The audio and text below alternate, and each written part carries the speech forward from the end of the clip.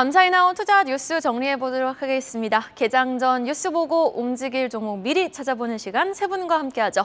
야천투자연구소 남인호 소장, 교보증권 김효진 대리 그리고 LNS홀딩스 김선용 대표 전화로 만나보겠습니다. 어서 오세요. 자, 그럼 투자 뉴스 바로 확인해 보도록 하겠습니다. 최근 홍콩 증시가 급락하며 이와 연계된 국내 주가 연계증권 상품들의 손실 우려가 커지고 있습니다. 24일 한국예탁결제원에 따르면 지난 21일 기준 ELS 미상환 발행 잔액은 44조 6,300억 원으로 전년 동기 대비 47.55% 증가했습니다. 코오롱 티슈진의 주식 거래가 오늘부터 재개됩니다. 지난 2019년 5월 거래가 정지된 지 3년 5개월 만입니다. 포스코홀딩스는 3분기 실적 발표 후 열린 컨퍼런스 콜에서 미국 인플레이션 감축법에 대응하기 위해 아르헨티나 리튬 3, 4단계 생산 공장을 북미에 짓는 방안을 검토하고 있다고 밝혔습니다. GS그룹이 토종 치과 구강 스캐너 기업인 메디트를 3조 원대에 인수합니다. GS그룹이 메디트 경영권을 인수한 것은 신성장 동력으로 낙점한 바이오 사업을 확대하기 위한 차원이라는 분석입니다. 미래에셋그룹 이 일론 머스크 테슬라 최고 경영자가 추진하고 있는 440억 달러 규모의 트위터 인수에 2,400억 원 규모로 참여합니다. 일론 머스크와 함께 트위터 지분을 공동 인수하는 구조입니다. 프랑크 발터 슈타인마이머 독일 대통령이 다음 주 삼성전자 평택 캠퍼스를 방문합니다. 한국과 독일 간의 긴밀한 반도체 동맹을 논의하는 자리가 될 전망입니다. 자, 전날 중화권 증시는 일제히 급락했습니다. 6% 떨어진 홍콩 항생지수. 이에 증폭되는 ELS 원금 손실 우려. 첫 번째 이슈로 한번 확인해 보도록 하겠습니다. 자, 미국, 영국이 숨 좀 돌리니까 이제 빌런은 시진핑의 3기 집권이 시작된 중국인 걸까요? 하반기 들어서 H지수 낙폭이 더 또렷해지니 이 낙인 구간에 진입한 ELS 규모도 훨씬 더 늘어났다고요, 남인호 소장님? 예, 그렇습니다. 사실 우리 금융상품 중에서는 원금 보존을 목적으로 하는 상품들이 꽤 많이 있습니다. 그중에 하나가 지금 소개해 주신 ELS인데요. 주가 연계 증권이라고 볼 수 있습니다. 다시 말해서 홍콩 증시가 지금 10,000원이라고 가정하면 10,000원짜리가 오르면 얼마나 오르겠습니까? 15,000원까지 갈 수 있겠죠. 또 내리면 얼마나 크게 내리겠습니까? 5,000원까지 갈 수 있겠죠. 그러면 그 범위 안에서만 주가가 움직인다면 그만큼 수익을 낼 수 있는 그런 시스템인데 지금 차트 나오고 있습니다만 홍콩 증시 여러분 한번 봐보십시오. 무섭습니다. 어제만 하루만 해도 7.1%가 내리고요. 또 금년에만 해도 2022년도에만 해도 36%가 내렸습니다. 제가 그래서 어제 주간 단위, 월간 단위를 봤더니 자그마치 17년 전의 가격, 즉 2005년도 이후에 최저치를 어제 홍콩 증시가 보였습니다. 그 이유가 뭘까요? 그렇습니다. 중국의 국가 주석인 시진핑의 3기 출범이 앞으로 이런 자본시장 체제를 굉장히 크게 훼손할 수 있다라는 그런 우려감이 가장 크게 작용합니다. 사실 홍콩이라는 국가는 중국 안에 있고 중국입니다만은 일국 양체제, 다시 말해서 한 국가지만은 체제는 자본주의 체제를 유지하겠다고 옛날에 등소평이 약속을 했었죠. 뭐 아직 50년이 안 됐는데 그 시스템이 조금씩 무너지고 있는 것 같습니다. 자, 여기서 이제 우리 투자자들은 어떻게 해야 되냐? 저는 이 말씀 드리고 싶습니다. 소나기는 피하고 봐야 된다. 다시 말해서 어제 워낙 급락했기 때문에 오늘 일정 부분 반등도 나올 수 있을 겁니다. 문제는 지금 시진핑의 3기 출범이 앞으로 굉장히 강한 대미 강경론 혹은 대만에 대한 불안감이 앞으로도 고조될 수가 있다. 이런 부분은 하루아침에 바뀔 수 있는 게 아니지 않습니까? 국가의 가장 그 수뇌부가 바뀌었기 때문에 그 부분은 상당히 악재로 작용할 수 있어 보이고요. 당분간은 조금은 더 보수적인 투자 자세가 필요하지 않겠나 말씀을 드리고 싶습니다. 네. 그런데 또 일각에서는요, H지수가 이미 많이 내린 데다가 변동성도 크지 뭐 만기도 아직 많이 남아있어서 불안할 필요는 없다라고 보는 의견도 있거든요. 그래도 내가 이렇게 갖고 있고 손실이 또 이렇게 나면은 어디 잠이나 좀 오겠습니까? 관련해서 좀 어떤 말씀 해주실 수 있을까요, 김효진 대리님? 저도 우리 남인호 소장님하고 의견이 좀 같은데요. 당분간은 좀 변동성 확대가 우려가 되고 있고 시장도 어떤 좀 위험 관리가 좀 중요해진 시기이지 않을까라고 판단을 하고 있습니다. 앵커님 말씀해 주신 것처럼 이 상품에 대해서는 만기가 한 3년 정도, 3년 안쪽으로 좀 이제 좀 시간이 좀 있기 때문에 그 부분에 대해서는 논의로 해야 될 것 같고요. 일단 중국 경제에 대해서 좀 말씀을 드려보면 시장이 빠진 이유는 앞서 짚어주셨던 것처럼 외국인들의 이탈 조짐이 나타났다라는 것인데요. 이 부분은 지금 어떤 개방적인 공천단의 견제가 약화되고 금융시장의 자율 기능 그리고 기업의 어떤 혁신성이 악화될 것으로 예상을 하고 있기 때문입니다. 그러면 뭐 중국 정부의 어떤 경제 정책이 변화하는 게 있을 것이냐? 그렇다고는 보지는 않은데요. 당분간 중국의 경제 정책은 또 의미 있는 변화가 있을 것이라고 생각을 하지는 않습니다. 왜냐하면 이 시진핑 주석이 이 개막식 연설을 통해서 현재 진행 중에 있는 경제 정책과 방역 정책에 대해서 굉장히 성공적인 대처임을 내세웠기 때문입니다.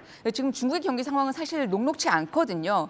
코로나 봉쇄와 그리고 부동산 경기 침체의 무게가 굉장히 무거운데 그래서 지금 중국 정부는 통화 완화라든가 그리고 재정 지출 확대 그리고 플러스 알파로 대변되는 어떤 경기 부양 기조를 당분간 유지를 할 것으로 예상을 하고는 있습니다. 관건은 제로 코로나 방역 정책이 될 텐데요. 어쨌든 이 봉쇄 정책에 따른 경기 하강 압력을 해소하기 위해서 위드 코로나 정책 전환 시점이 필요할 텐데 그것은 내년 내 신지도부가 출범하는 3월 정도 전인대 이후가 좀 유력하다라고 보고 있습니다. 그래서 그때까지는 어떤 변동성이 계속 확대될 것으로 판단을 하고 있고 지금 ELS에 관한 기사이기 때문에 여러분들은 어떤 지수 레벨에 대해서 굉장히 이제 관심을 가질 텐데 사실 지수 레벨을 제가 어떻게 섣불리 맞추고 어떤 분석을 할 수 있겠습니까? 그렇지만 좀 살펴보면 상해 지수 같은 경우는 지금 12개월 포워드 P가 지금 한 9배 정도인 2,800포인트 선을 염두를 하시면 좋을 것 같고요. 홍콩 H 지수 같은 경우는 지금 5,100포인트에 근접해 있는 상황인데 이게 지금 12개월 포워드 PBR 기준으로 0.75배 정도 수준인 그래서 2008년도 금융위기 시점 지지선 6,000포인트를 하회한 상태이긴 합니다만 이 홍콩 H 지수가 금융위기 수준까지 주가 조정을 받은 것은 ELS 낙인 물량이 어떤 일시적으로 출회가 되면서 좀 낙폭과대 영향이 있었다라고 이제 판단이 되는 거고요. 그렇지만 앞서 결론을 지었던 것처럼 어떤 금융시장 중국 정부의 금융시장 안정화 조치가 나올 때까지는 변동성이 조금 있을 것이고 그리고 조금 다소 보수적인 대응이 필요하지 않겠나 이렇게 판단을 하고 있습니다. 네, 어느 정도 중국 정부 쪽에서 금융시장 안정 조치가 나올 때까지는 변동성을 좀 감내해야 되는 구간이다라고 말씀을 해주셨습니다. 자, 다음 이슈입니다. 드디어 오늘부터 거래 재개가 됩니다. 신라젠에 이어 코롱티슈진의 기사 회생, 이어지는 이슈 체크해 보도록 하죠. 최근 시장에서 정말 각설이가 많은 것 같죠. 잊을만 하면 한두 종목씩 한 시대를 풍미했던 바이오주들이 돌아오고 있는데요. 이번 주인공은 코롱티슈진. 2019년 인보사가 거래 정지, 3년 5개월 만에 상장 유지가 결정이 된 건데 근데 김선영 대표님, 이 코오롱 기본적으로 좀 재무가 좋은 기업은 아니지 않습니까? 네, 맞습니다. 일단 방금 말씀하신 대로 표현이 되게 적절한 것 같은데요. 이제 각설이가 돌았다는 표현 써주셨는데, 일단 한국거래소가 신약인 인보사의 성분 논란이 좀 있었었죠. 그래서 이제 주식 거래가 정지됐던 코오롱 티슈진을 상장을 유지하기로 어제 결정이 나왔습니다. 또 오늘부터 바로 이제 거래가 재개될 예정인데요.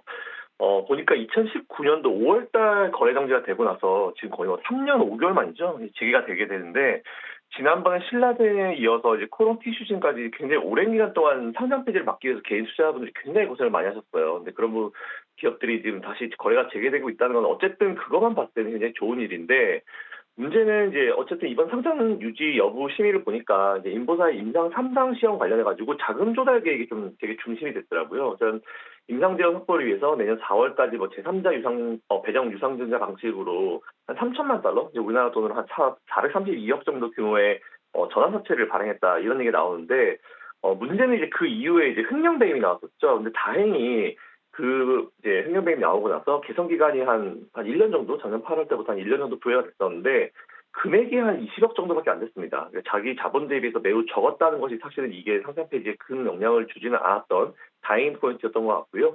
어쨌든 오늘 거래가 되게 되고, 이제 보통 이렇게 되게 되면 거래 정지 직전 종가를 평가 가격으로 정합니다. 그래서 50에서 200% 범위 내에서 기준 가격을 일단 설정을 하고요. 잠시 후에 8시 반부터 아마 9시까지 호가 접수해서 단일가 매매 방식으로 결정된 최초 가격을 기준으로 해서 아마 상하 30% 범위 매매가 시작될 텐데 말씀하신 대로 이제 어쨌든 코롱티 시즌 같은 경우는 조금 애매할 수 있습니다. 이제 기업이 앞으로 어떻게 자금에 대한 부분도 문제가 됐었고 이제 성분 논란이 사실은 문제가 됐었던 기업이기 때문에 이런 부분이 이제 거래가 재개된다 하더라도 앞으로 어떻게 커버를 해 나가냐에 따라 가지고 앞으로의 흐름이 좀 바뀔 수 있을 것 같으니까 장기적인 부분으로는 아마 제가 봤을 때 튀어오를 수 있겠죠. 근데 이제 중장기적으로는 조금 투자하실 때 이런 포인트를 생각하셔가지고 투자하셔야 된다라는 의견까지 드리겠습니다. 네. 일단 또 전날 거래 재개 기대감에 코오롱 우선주는 상한가로 마감을 했거든요. 그렇다고 코오롱 그룹주라고 다 주가 움직이는 거는 아니죠. 신라젠도 이 현상을 할 때 M2에는 바로 다음날 12% 급락이 나왔거든요. 코오롱 티슈준을 비롯한 그룹주들의 전략, 반등 시 좀 비중 축소 전략이 유효한지 전략 한번 제시해 주시죠, 김효진 대리님. 저는 일단 코오롱 티슈진에 대해서는 분위기가 나쁘지 않을 것이다라고 말씀을 드리고 싶고요. 여타 뭐 코오롱이라든가 우선주 같은 주가는 단기적으로 이제 너무 좀 흥분한 그런 과열된 양상을 보였기 때문에 그러한 부분들은 조금 이익 실현을 하는 게 좋지 않겠나 이렇게 단기적으로는요 그렇게 말씀을 드리고 싶습니다. 일단 코오롱 티슈진에 대해서 말씀을 좀 드려다 보면 일단 인보사 관련 가장 큰 허들이었던 게 국내 사법 리스크였거든요. 근데 사실 지난 7월달에 그 부분을 해결했다라는 일단 그 법원의 판결이 있었는데요. 지금 인보사 품목 허가가 취소되었던 내려졌던 연구비 환수 처분이라든가 그리고 연구개발 사업 참여 제한 관련 소송에서 이제 승소한 부분이 있었습니다. 이 주성분 바꿔치기와 안전성 어떤 결여 상품 제조 그리고 판매에 따른 검사 측 입장에 대해서 회사는 실패한 연구가 아니다. 그리고 부정한 방법이 연구에 개입되지 않았다. 이렇게 계속 대응을 했었고 결과적으로는 법원의 판단은 인보사는 실패한 연구가 아니다라고 결론을 내주었거든요. 이러한 부분들이 굉장히 크게 작용을 했다라고 판단을 하고 있고 그래서 굉장히 긍정적인 포인트라고 말씀을 드리고 싶고요. 두 번째는 미국 임상 재개 그리고 자금 조달의 부분이 이제 점검이 필요할 텐데 지난 12월 달에 미국 FDA의 결정에 따라서 인보사의 미국 임상 투여가 재개된 것은 첫 번째 문제는 좀 해결했다라고 이제 판단이 되고 있고요. 그리고 앞서 이제 짚어주셨지만 이 자금 문제도 해결해야 될 필요가 있는데요. 이 코오롱 지주사의 오너인 그리고 전 회장이었던 이육렬 회장이 388억 원을 넣으면서 재무 문제도 해결을 한 것으로 보이고 있습니다. 그래서 이 인보사를 대하는 이 코오롱 그룹의 행보에 좀 주목할 필요가 있겠다라고 판단이 되고 있어서 이 코오롱 티슈진에 대한 어떤 분위기는 나쁘지 않을 것이다라고 판단을 하고 있습니다. 실제로 사업적으로도 이 코오롱 생명과학이 지난 4월달에 이 먼디파마 CEO 출신이 만든 바이오 벤처 이 주니퍼 바이오 테라퓨틱스하고 인보사 기술 계약 체결을 했거든요. 계약금도 150억 원이기 때문에 작지 않습니다. 이러한 것들이 물론 임상 3상의 결과도 중요하겠지만 이러한 부분들이 추후 어떤 모멘텀으로 작용할 수 있지 않을까 좀 긍정적인 관점으로 보고 있습니다. 네, 뿐만 아니라 모멘텀도 유효한 코오롱 티슈진에 대한 주가 흐름, 긍정적인 흐름 한번 기대해 보도록 하겠습니다. 이어지는 소식도 바이오입니다. 어제 코스피 시장의 주역 SK 바이오사이언스 관련 기사 확인해 보도록 할게요. 최근 시장 대형주에 좀 수급이 들어오면서 몸집 큰 시총 상위주들이 돌아가면서 슈팅 크게 한 번씩 나오고 있지 않습니까? 금요일은 삼성 SDI와 에코프로비엠이 있었다면은 어제는 SK 바이오사이언스가 주인공 역할을 자처했었죠, 남인호 소장님. 네, 그렇습니다. 정말 이렇게 주가가 내려갈 수 있나 싶을 정도로 최근에 제약바이오 주가들 엉망입니다. 연중 고점 대비해서 심하게는 뭐 거의 반토막은 거의 대부분 종목이 그렇고요. 방금 소개해 주신 SK바이오 같은 경우는 거의 60%가 이상 하락을 했습니다. 금년의 고점이 약 한 17만 원대 있는데요. 그것도 5월 달입니다. 멀지도 않습니다. 17만 원대가 지금 어제 종가 얼마입니까? 7만 5,200원입니다. 고점 대비해서 거의 60% 정도의 큰 폭의 하락을 보였는데 제가 곰곰이 생각해 봐서요. 아니 이렇게 주가가 크게 하락할 만한 악재가 뭔가 봤더니 실적 부진 그리고 어떤 코로나에 대한 극복에 대한 자신감으로 이제 제약바이오 한번 지나간 거 아니야라고 생각합니다. 그러나 그 반대 현상 나오고 있죠. 화이자 같은 경우는 코로나19 백신 가격을 대폭으로 상승시킴으로 해서 오히려 실적 부진에서 벗어날 수 있는 계기가 되었고요. 방금 이해생표도 지적했지만 최근 들어서 바이오 대형주들이 조금씩 바닥을 탈피하려는 움직임 보이고 있습니다. 삼성바이오로직스 시작해서 셀트리온 등 여러 가지 바이오 대장주들이 움직임이 나오고 있기 때문에 지금 SK 바이오사이언스가 바닥입니다. 저점입니다. 제가 이 말씀 말씀은 드리지 못하지만 분명한 것은 너무나 낙폭이 크다. 이렇게 주가가 많이 내려가면은 반드시 필수적으로 반등도 적지 않게 나올 것으로 보이지고요. 좀 더 관심을 가지셔야 된다고 말씀드리겠습니다. 네, 그럼 어제 또 화이자의 단가 인상이 쏘아올린 공에 SK 바이오사이언스를 필두로 삼성 바이오로직스라든지 HLB 등 바이오 종목이 강세를 보였는데 유수의 대기업들도 지금 신성장 동력으로 바이오를 꼽고 있는 모습이거든요. GS그룹 관련해가지고는 잠시 후에 또 알아보도록 하고요. GS그룹 지금 바로 알아보도록 할까요? GS그룹 구강 스캐너 몸값 3조 원대 메디트 인수 기사 한번 확인해 보도록 하겠습니다. 관련해서 소식 좀 전해주시죠, 김선영 대표님. 네, 일단 GS그룹이 토종 치과 구강 스캐너 기업이죠. 이제 메디트를 3조 원에 인수한다는 소식인데요. 일단 지난해 8월 달에 이제 국내 보톡스 2기 업체인 휴젤을 인수한 지 1년 만에 다시 빅딜에 성공한 셈인데 최근에 이제 GS그룹이 연이어서 바이오 헬스케어 사업에 이제 공격적으로 M&A를 진행하고 있습니다. 현재 메디트의 경영권은 국내 사모펀드인 유니슨 캐피탈 그리고 이제 매각자문사는 시티글로벌인데요. 지난주에 입찰한 본입찰에서 KKR 등이 참여해서 이제 진행이 됐는데 GS그룹과 칼라일이 가장 높은 가격을 제시했습니다. 근데 칼라일이 제가 알기로는 몇 년 전에 한번 이 메디트 인수하려고 했다가 그때 가격적인 부분에서 이제 밀려가지고 못한 걸로 알고 있고 그때 유니슨이 매입을 한 걸로 알고 있는데 참고로 칼라일 같은 경우는 현재 이제 연준 의장이 파월 의장이 예전에 근무했었던 기업이다. 세계 3대 PF다라고 좀 보시면 될 것 같고요. 어쨌든 오늘 우선 협상 대상자 아마 선정될 겁니다. 그리고 추후 일정을 아마 따로 진행을 할 예정이라고 보고 있는데 전체 인수 금액은 3조 원대 초반인데요. 일단 여기서 제가 살펴보니까 GS가 한 10% 정도 수준을 넣더라고요. 그리고 나머지 90% 가까이를 칼라일에 넣어서 사실상 주인은 칼라일이라 보시면 될 것 같은데 매각 조건을 좀 자세히 좀 살펴봤더니 칼라일이 향후에 만일 회사를 매각할 때 우선적으로 이제 사올 수 있는 권리, 첫 번째 권리가 이제 GS에게 넘어오더라고요. 그래서 일단은 어쨌든 퍼센티지로 봤을 때는 칼라일보다는 훨씬 더 작은 수준이긴 하지만 추후에 칼라일이 이제 매각할 때 메디트를 매각할 때는 GS그룹이 가장 처음 이제 매입을 할 수 있는 그런 기업이기 때문에 이 부분 체크 한번 해보시면 좋을 것 같고요. GS가 최근에는 진짜 바이오 헬스케어 쪽에 굉장히 좀 진심인 것 같습니다. 이에 따라서 GS그룹 관련 주를 한번 체크해 보시면 좋을 것 같다라는 의견 드리겠습니다. 자, 그러면은 주가 측면에서 진단을 바로 해보도록 하겠습니다. 일단 당장 비용에 대한 부담에 따라서 GS그룹 주가엔 좀 부담으로 작용할 수도 있을 것 같기는 한데 어떻게 보십니까, 김효진 대리님?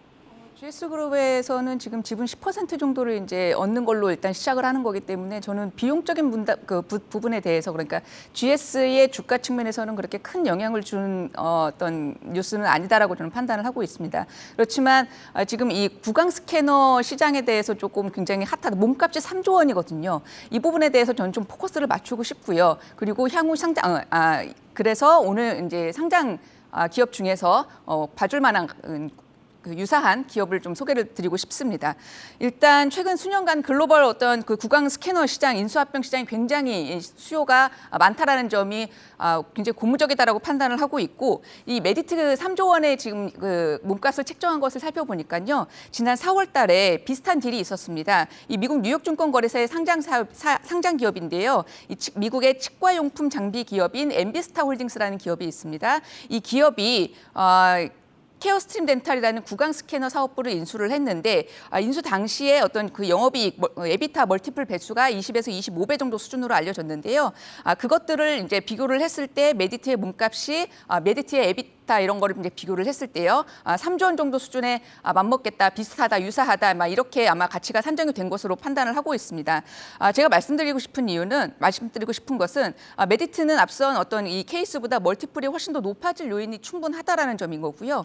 이 이익률이 굉장히 높습니다. 50%대가 훌쩍 넘는 높은 이익률을 가지고 있고 또 세계 시장에서 어떤 그 점유율이 3위 정도의 위치를 하고 있기 때문에 굉장히 알짜 매물로 보이고 있고요.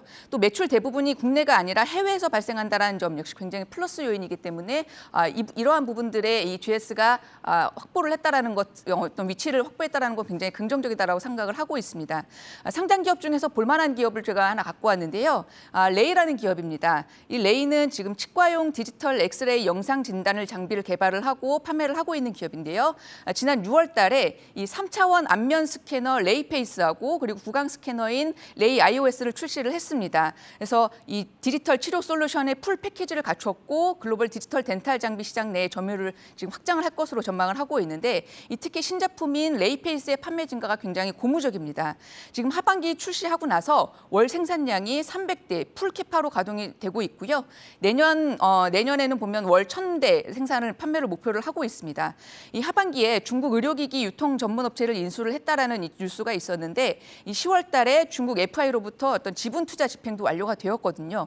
그래서 이 중국 진출에 대한 모멘텀도 좀 지켜볼 만한 포인트라고 생각을 하고 있습니다. 그래서 관련 기업들 중에서 레이도 함께 봐주시면 좋을 것 같습니다. 네, 알겠습니다. 관련해서 지켜볼 만한 종목 레이 꼽아주셨습니다.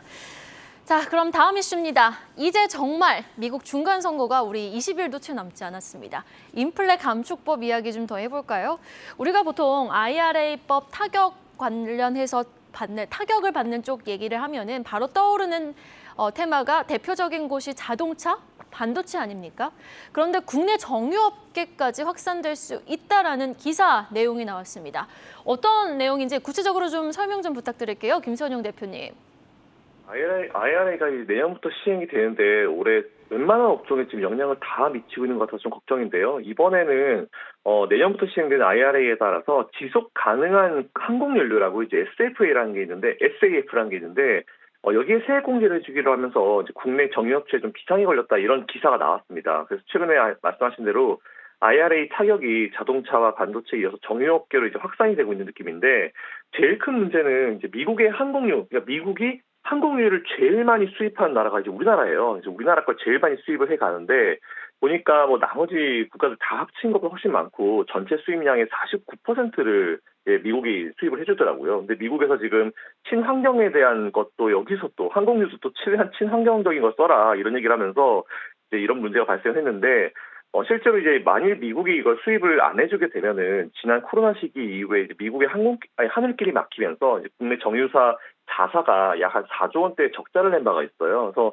아직까지 문제는 우리나라가 친환경 항공유를 수출할 정도 설비 기반이 안 돼 있습니다. 그래서 이제 이게 문제인 것 같은데 어쨌든 우리나라에서 항공유를 가장 많이 수입을 해가고 미국 전체 항공유가 49%가 우리나라 상이니까 만약 이거에 대해서 우리가 좀 빨리 대응을 못 해주면은 이런 부분이 좀 문제가 돼서 이제 우리 국내 정유사들의 어떤 실적에 문제가 될 수 있다라는 이런 얘기가 나오는데 인플레이션 감축 법안 같은 경우도 마찬가지지만 어쨌든 지금은 미국에서 이제 이번 중간 선거 할 때 이제 바이든이 IRA 얘기하면서 엄청 홍보를 하고 다니고 있거든요. 그래서 지금은 좀 불확실한데 아마 중간 선거가 끝나고 나면은 이제 이런 유가 정유 관련 기업도 마찬가지고 여러 가지 기업들에 대해서 어느 정도 조정 법안이 나올 수 있을 가능성이 충분히 있을 것 같아요. 그래서 일단은 이런 이슈가 있다 정도만 생각하시고 이런 것도 가만히 있지 못하고 또 정부차원에서 얘기를 하면은 또 충분히 맞춰갈 수 있는 부분이니까 우선 일단 이런 게 있다 정도만 참고해 주시면 좋을 것 같고요. 너무 미리 걱정하실 필요는 없을 것 같다라는 말씀드리겠습니다.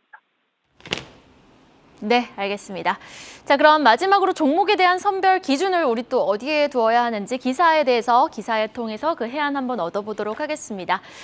경기 침체로 3분기 기업 실적에 대한 기대치는 점점 낮아지고 있는 가운데 증권가에서는 목표 주가가 높아진 종목에 관심을 좀 가질 필요가 있다는 조언이 나오고 있네요. 남인우 소장님. 네, 그렇습니다. 사실상 우리 기업들이 이제 본격적인 어닝 시즌이 시작이 됐는데요. 3분기 실적이 어제도 발표가 됐었죠.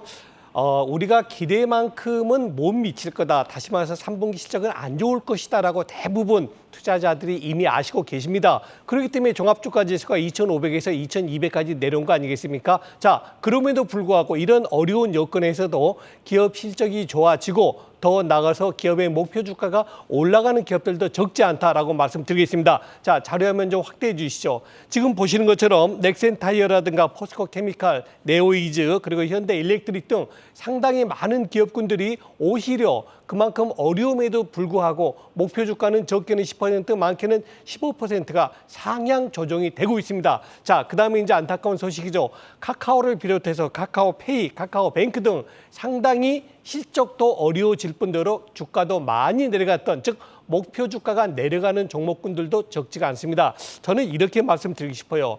목표 주가라는 것은 지금으로부터 향후 12개월, 즉 1년 내로 도달할 수 있는 가격입니다. 그런데 그 성격이 상당히 고객 예탁감 고객 예탁금하고 비슷합니다. 즉 다시 말해서 후행 지표다. 주가가 많이 올라가면 목표 주가 올라갈 수밖에 없는 그런 여건이라 보여지기 때문에 제가 정의 내리는 목표 주가는 이렇게 봅니다. 목표 주가는 지금의 주가 방향을 제시한 것이지 앞으로 주가가 어떻게 된다 이거를 명확히 제시하는 것이 아니라는 말씀을 먼저 드리겠고요. 잠시 뒤에 실전 야전에서 직접 여러분들하고 매매했던 김효진 대리께서 좀 더 좋은 얘기 주시겠습니다만 제가 예를 들고 싶은 게 이겁니다. 전자닉스입니다. 삼성전자, SK하이닉스 3분기 실적 좋게 나올 것 같습니까? 나쁘게 나올 것 같습니다. 저는 좋지 않게 나올 것 같아요. 자, 그럼 주가 계속 내려가야 되는 거 아닙니까? 그런데 요즘 삼성전자, 하이닉스 주가 어떻습니까? 오히려 외국인들은 매수하고 있습니다. 그 이유가 뭘까요? 그렇다.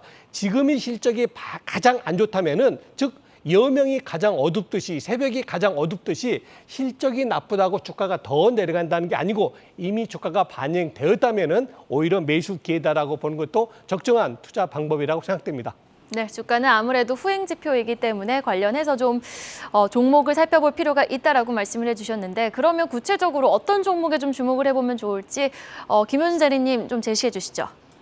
뉴스 기사에 나와 있는 기업은 아니지만 제가 이제 이 기사를 두고 말씀을 드리기 위해서 어제 최근에 한 달 동안 그리고 목표 주가를 30% 이상 올린 기업들 리스트를 살펴봤더니요. 그중에서 이제 주목되는 기업이 하나 있었습니다. DENT라는 종목이고요. 이 회사는 원래 디스플레이 검사 장비 사업 를 영위하는 기업이었습니다. 근데 최근에 2차 전지 레이저 노칭 장비 사업으로 전환을 하고 있습니다. 국내 유일의 양극 레이저 노칭 장비 업체인데요. 지금 인플레이션 감축 법안으로 LG 에너지 솔루션의 수혜가 예상되는 상황이지 않습니까? 이 DNT는 지금 2020년부터 LG화학, 그러니까 현재 LG 에너지 솔루션이죠. 이쪽에 납품 레퍼런스를 좀 보유를 하고 있습니다. 내년 본격 가동될 북미의 어떤 GM 오하이오 테네시 공장향 레이저 노칭 장비 납품을 시작으로 해외 수주가 굉장히 급격하게 증가할 것으로 전망이 되고 있는데요. 이 DNT의 양극 레이저 노칭은 현재 대체가 불가하다라는 시장의 평가가 있습니다. 지금 레이저는 프레스 대비해서 5% 정도 수율 개선과 생산 속도 우위가 있고 또 유일한 양산 라인 레퍼런스를 보유하고 있기 때문에 이 DNT 입지가 지속될 것으로 전망을 하고 있습니다. 그래서 지금 이러한 경쟁력을 고려를 할 때 증설 예정인 북미 3사 공장 그리고 스텔란티스, 혼다 공장장으로도 어떤 기대가 좀 되고 있는 상황이고요. 고객사 그러니까 LG 엔솔의 증설 계획에 맞물려서 DNT의 수주 잔고도 향후 3년간 굉장히 폭발적으로 증가할 것으로 전망이 되고 있기 때문에 목표가 상향에 대한 근거를 말씀을 드렸는데 관심을 가져볼 만한 기업으로 말씀을 드리고 싶습니다. 네.